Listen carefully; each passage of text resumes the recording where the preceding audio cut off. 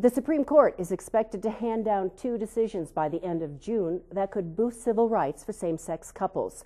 Some speculate that the justices don't want to be on the wrong side of history as Americans become more comfortable with marriage equality.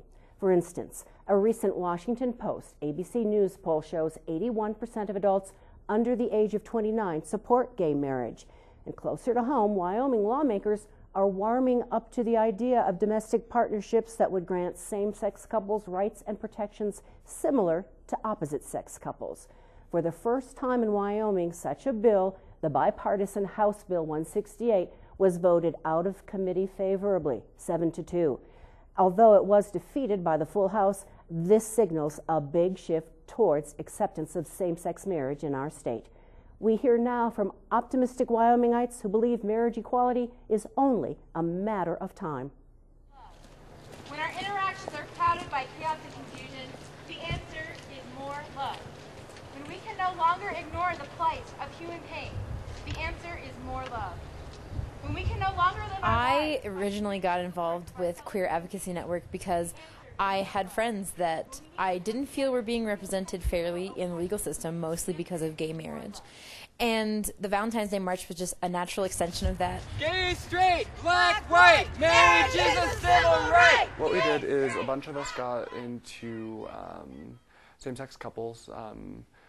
Myself, I was actually in with my actual partner. Some people weren't with their actual partners, but we went in and were attempting to apply for marriage licenses. They just addressed us as a whole and told us that we couldn't actually do that.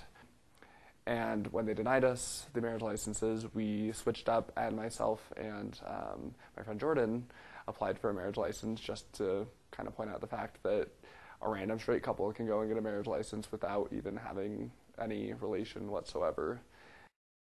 When I was sitting there with Jordan, and we were sitting there getting the marriage license and going through all of the paperwork and everything, I was just getting so frustrated at how easy it was. Anybody in this world, as long as they're straight, can go and get married. And it just drives me insane to think that people can go out there and get drunkenly married and then divorce the next day, and that doesn't ruin marriage at all. I suppose that I could marry a woman that I'm not in love with for money, or I could marry a woman that I'm not in love with for political reasons, or simply for health insurance.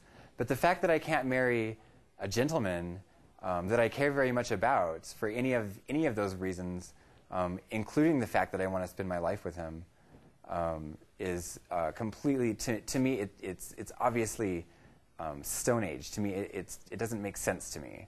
I definitely want to settle down and have kids and have a partner, and it's going to be really difficult if they don't have same-sex marriage in my future, because it's almost impossible to get second parent adoption with a same-sex couple. And not to mention, along with not having same-sex marriage, it brings a lot of stigma to same-sex relations.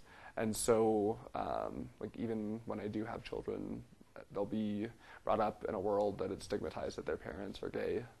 And so not only do I want the option for same-sex marriage, I also want same-sex marriage to get rid of the stigma of same-sex relations. It would basically raise the level of tolerance, and I think that's the most important thing. Marriage is a civil right! Gay, straight, black, white, marriage is a civil right! If same-sex couples were allowed to have the exact same marriages as everybody else, then ultimately the discriminations that people have against them just in their own psychology would start to fade away, because you wouldn't see it as written into the law. Because we wouldn't have groups of people who are being treated like second-class citizens, and so you would see a lot less discrimination, violence, things like that. Most of the resistance against gay marriage comes from a religious source, because there is the idea that marriage is an institution that was blessed by God, and only God can preside over marriage that he sees as redeemable, that he sees as suitable. People kind of argue between should marriage be, should gay people be allowed to get married, because then it is destroying the sanctity of marriage or whatever. But then you're supposed to have separation of church and state, and so it's really confusing, because you have like ministers officiating marriages, and they don't have any background with government at all. And so there's this boundary that's being crossed between separation of church and state. And so what I think it should be is something more along the lines of a religious ceremony and like some form of government ceremony.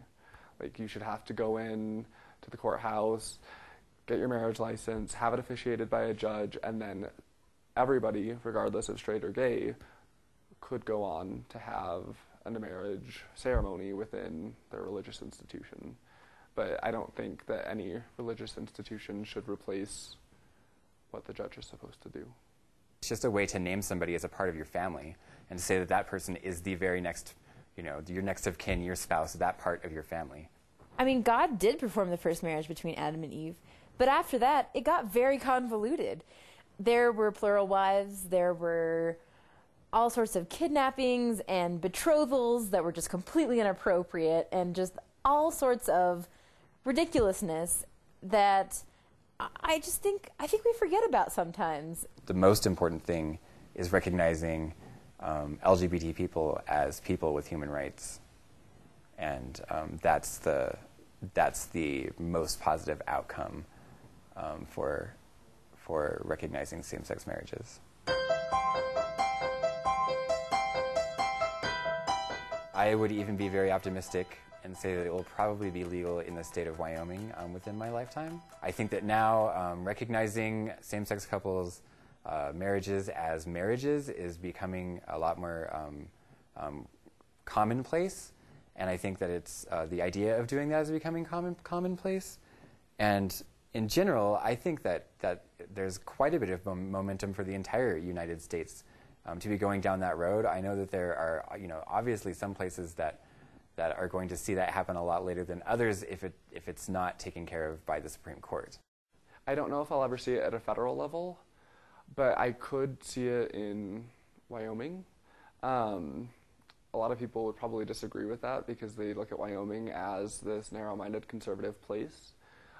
But at the same time, we're kind of traditional conservatives, and we hold true to the fact that we want to have small government and let people live their lives the way they want to. One-on-one, I think most Wyomingites would tell you they really don't care what goes on behind closed doors between two consenting adults, because I honestly believe that's how most of them feel. Unfortunately, there is a social stigma that still binds people to have to discriminate and encourages people to discriminate against homosexuals, people of different cultures, and it's just a generally pervasive attitude, I think, that Wyoming experiences, unfortunately. Marriage is a state's issue, and that there's nothing in the Constitution that would allow the federal government to have anything to say about that. But there was also Loving versus Virginia in the 1960s where the court said that marriage is a fundamental right, and that white people could marry black people. So the courts have said that marriage is a fundamental right, and eventually, I think that most states are going to start to recognize that and see that. I don't think that it's completely outside the realm of possibility to see it in Wyoming, in the next couple of decades.